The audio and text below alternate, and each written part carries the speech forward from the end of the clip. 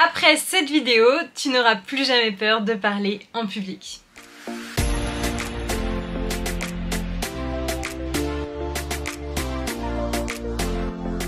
Bonjour et bienvenue à toi dans cette nouvelle vidéo. Aujourd'hui on va parler du grand oral du CRFPA, l'épreuve mythique, l'épreuve phare évidemment de l'examen du CRFPA, une épreuve qui est redoutée par des étudiants, beaucoup d'étudiants.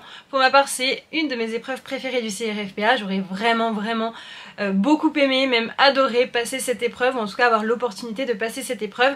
Mais pour ma part cette année c'est pas possible, mais pour autant j'ai pas mal de petits conseils à te donner pour tout simplement apprendre à parler en public. Alors pour rappel, cette playlist et puis cette vidéo est en collaboration avec la prépa avec laquelle j'ai préparé l'examen du CRFPA, la prépa Dalloz, qui m'accompagne durant toute cette année pour la préparation du CRFPA, l'examen que je n'ai pas pu passer en vrai, mais j'ai quand même passé les épreuves de chez moi. J'ai pris tous les sujets que j'ai fait et que j'ai fait ensuite corriger par la prépa Dalloz.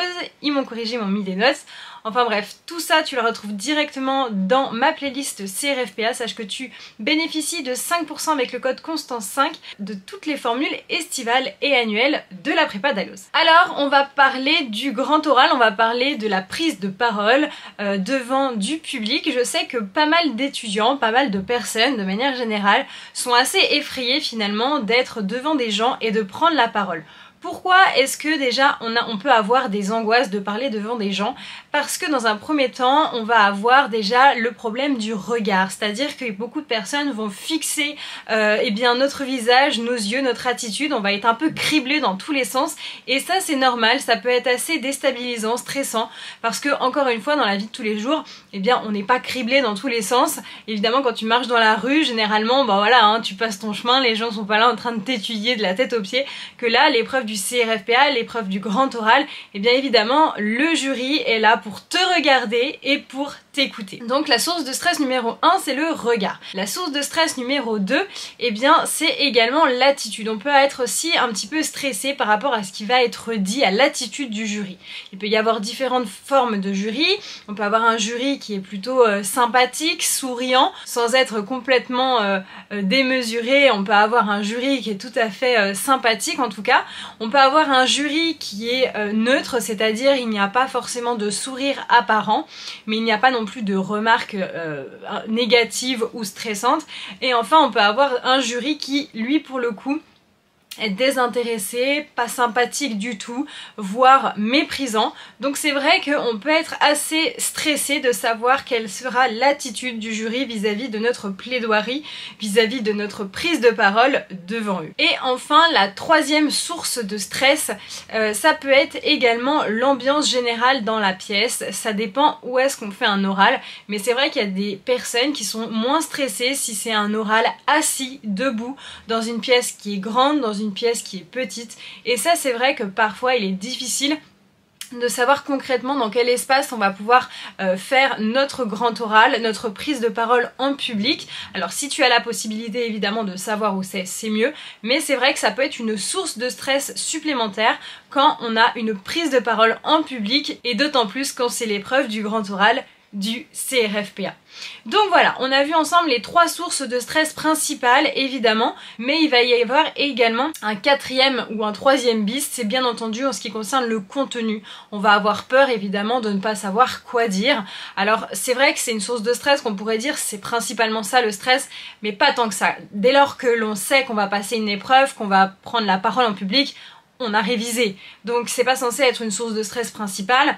Pour autant, c'est vrai qu'on va commencer, on peut douter de nous, on peut douter de notre apprentissage, donc ça peut être un élément également du stress qu'on peut ressentir dès lors qu'on va prendre la parole en public. Alors pour t'aiguiller, c'est vrai que moi la prise de parole en public c'est quelque chose que j'ai toujours adoré faire depuis de nombreuses années. J'ai toujours aimé parler sur une scène, prendre la parole, lever la main, participer, parler devant des gens, exprimer mon point de vue. C'est vrai que c'est pas quelque chose dont j'ai peur personnellement.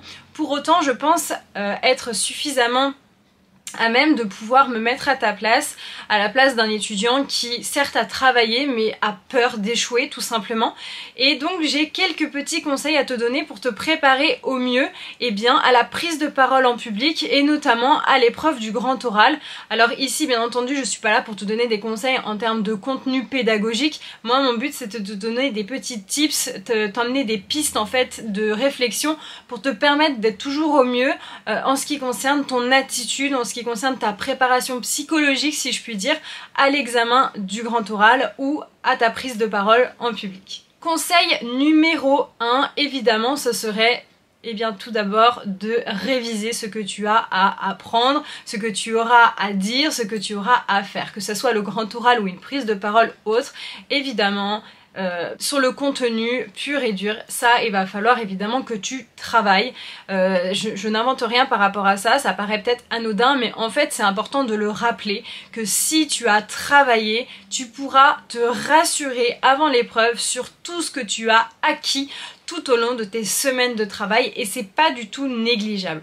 Donc pour que tu sois rassuré vis-à-vis de tes connaissances, il va falloir que tu gagnes confiance en toi et que tu gagnes confiance en ton travail, aux heures que tu as passé à réviser, aux fiches de révision que tu as fait, au temps que tu as passé à écouter un professeur, à lire, à te cultiver. Bref, là-dessus, il va vraiment falloir que tu fasses un travail complet sur ta personne pour te donner confiance. Si tu es arrivé jusqu'au grand oral du CRFPA, c'est que tu as toutes les capacités de réussir cet examen. Tu as passé, je dirais, le plus dur avec les écrits. Tu vas passer des mois, peut-être même des années à préparer l'examen écrit du CRFPA.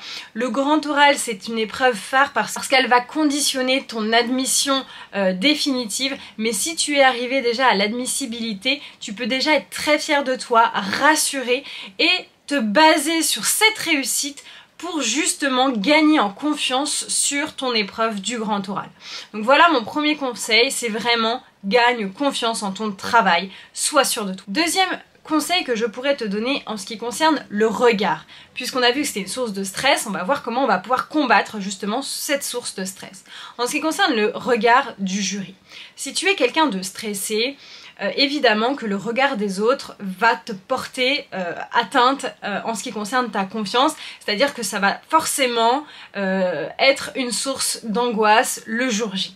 Tu vas avoir des gens qui vont te regarder et qui vont te noter. Donc évidemment que tu es dans une configuration qui pour toi c'est vraiment très compliqué à gérer. Pour justement surmonter ce stress, le conseil que je peux te donner c'est d'apprendre à fixer le regard.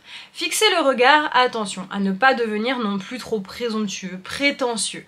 Le but de fixer un regard, c'est de montrer et d'être convaincant. C'est-à-dire qu'à chaque phrase que tu diras à ton jury, tu regardes une personne. Tu regardes après une deuxième personne et une troisième personne et tu changes de regard à chaque fois. Tu peux même garder un rythme, tu fixes le premier jury pendant quelques instants, deuxième, troisième et tu jongles de cette façon.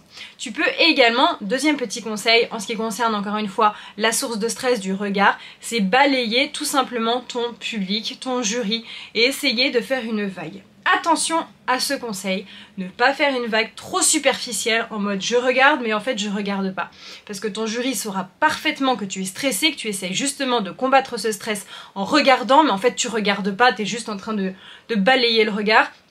Et ça c'est pas très convaincant. Donc n'hésite pas à vraiment poser quand tu finis une phrase avec le dernier mot de ta phrase, regarder la personne dans les yeux et ensuite tu continues une deuxième phrase, le dernier mot tu regardes un autre membre du jury.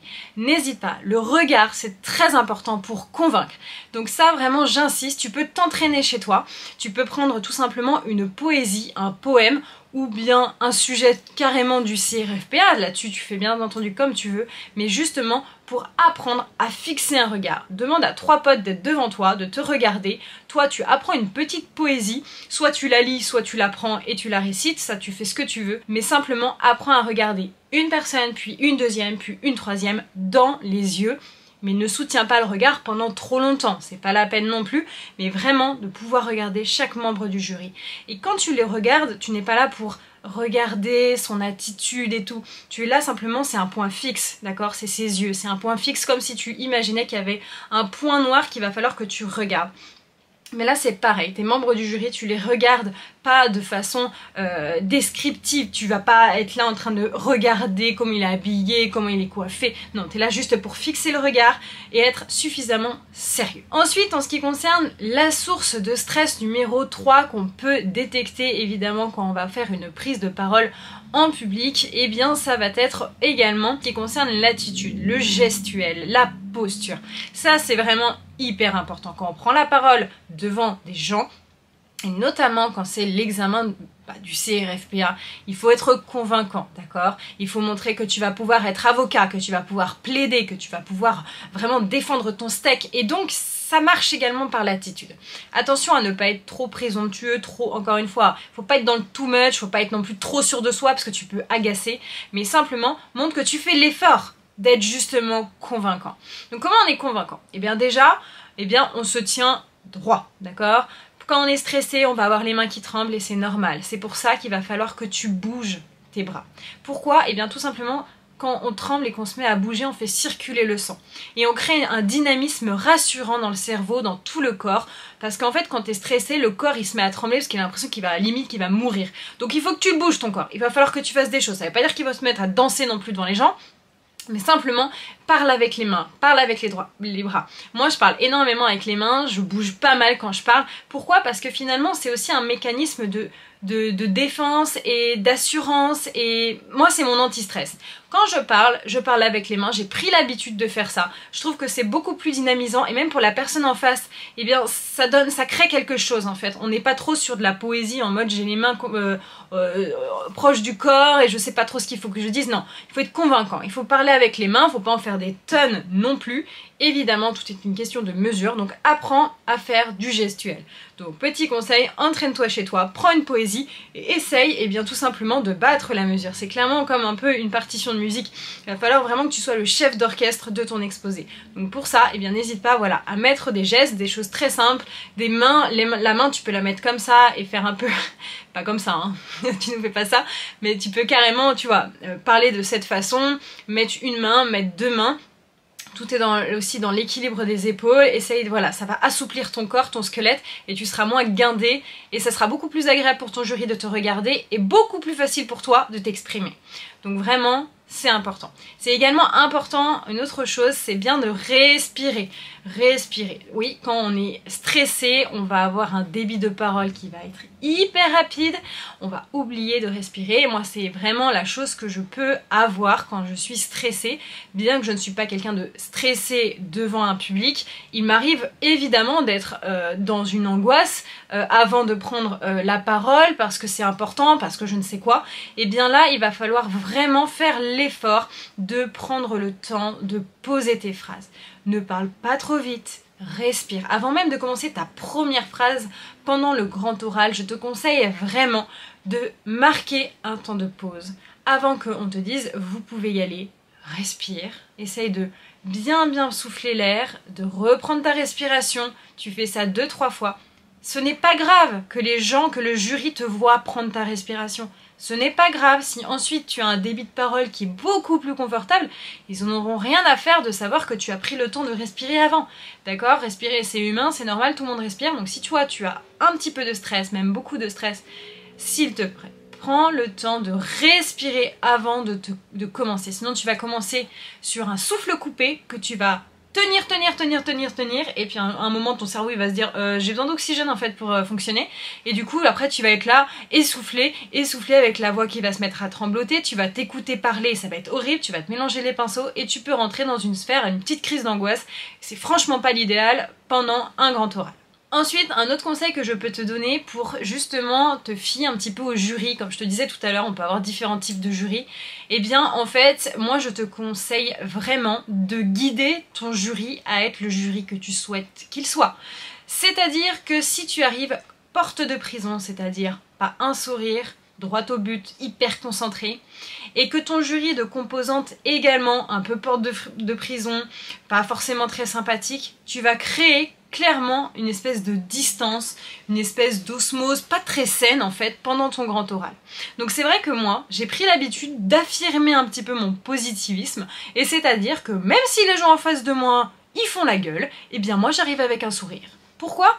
parce qu'on ne me disputera jamais d'avoir fait un sourire. Ça veut pas dire qu'il faut arriver avec une trompette et faire n'importe quoi, tout est une question de mesure, bien entendu, dans tous les conseils que je te donne, mais encore une fois, si tu arrives avec un sourire, que tu viens parce que tu es fier, parce que tu es content d'être là, parce que tu as envie d'être avocat, eh bien montre-le. Tu arrives avec un grand sourire, ça ne n'empêche absolument pas d'être professionnel et d'être convaincant. Donc, débarque dans la salle avec un bonjour madame, bonjour maître, bonjour je sais pas qui. Attention, évite de faire juste bonjour parce que ça fait un petit peu enfantin. N'hésite pas à vraiment accentuer bonjour monsieur, bonjour madame, bonjour maître en fonction de qui tu as en face de toi bien entendu. Mais avec un sourire et regarde les gens dans les yeux, c'est important. Si chacun a eu son bonjour, eh bien c'est agréable en fait. C'est juste très agréable. Tu seras peut-être le seul de la journée à leur avoir dit bonjour de cette façon, mais au moins ils se souviendront de toi et ils seront vraiment ravis. Voilà pour tous les conseils que je peux te donner en ce qui concerne le grand oral du CRFPA, mais également la prise de parole en public. L'examen du grand oral, c'est également un examen qui est public, c'est-à-dire que d'autres personnes peuvent venir. Moi je te conseille, si tu es stressé, d'inviter des gens que tu connais. Parce qu'en fait, tu seras peut-être moins stressé de savoir qui y aura dans cette salle quand toi tu passeras. Donc ça, bien entendu, tu fais comme tu le veux. Moi, je pense que ça peut être rassurant d'avoir 2-3 personnes que tu connais dans la salle. Parce qu'après, quand tu vas sortir de la salle, tu vas pouvoir débriefer avec eux, avoir leur avis. Et ils vont te rassurer. Évidemment qu'ils vont te rassurer. Et toi, tu finiras avec une bonne note. D'accord? Une bonne note dans ta tête, hein, bien entendu. Donc ça, c'est assez important. Être vraiment dans la confiance en soi. Donc voilà tous les conseils que je peux te donner. Si vous avez d'autres conseils à donner, n'hésitez pas à les mettre en commentaire. La liste que je viens de te donner, elle est non exhaustive bien entendu, il peut y avoir 1000 autres conseils à donner. En tout cas, moi j'ai essayé d'être la plus incisive possible en ce qui concerne les sources de stress qu'on peut avoir et ensuite comment résoudre en fait tous ces stress. Voilà. En tout cas, arrive bien sûr au grand oral de façon concentrée, habille-toi bien, c'est pas la peine d'en faire trop, mets des vêtements avec lesquels tu te sens à l'aise, ne mets pas un costume si t'as jamais eu l'habitude de mettre un costume, mais ne viens pas non plus en jogging, enfin bref, le but ici c'est d'être vraiment convaincant, donc arrive de façon simple, d'accord, mais surtout dans des vêtements dans lesquels tu te sens bien, c'est pas le but de jouer un rôle, d'accord? Ici, c'est du sérieux, il faut être à l'aise et c'est des choses toutes simples, mais quand on est habillé avec des vêtements dans lesquels on se sent bien, et déjà on est plus à l'aise d'être devant un jury, d'être devant des gens qui nous regardent, que si on a l'impression d'être déguisé, on se sent encore moins à l'aise. Et ça se voit. Voilà, en tout cas je te souhaite plein de courage et félicitations vraiment pour tous les admissibles. Franchement c'est génial, je suis hyper contente pour vous. J'aurais rêvé de pouvoir passer l'examen du CRFPA 2022. Franchement c'était un de mes objectifs que j'ai pas pu faire. On m'a mis un petit peu des bâtons dans les roues, d'autres diront bah non t'as pas eu la moyenne, t'as pas validé ton master 1, et c'est tant pis pour toi. Peu importe, mais en tout cas profitez de la chance que vous avez et profitez du travail que vous avez donné qui a payé parce que ça c'est vraiment super agréable et je suis persuadée que tout se passera bien. Voilà, plein de courage et n'oubliez pas, vous avez moins 5% avec le code Constance5 chez La Prépa Dalloz. À bientôt!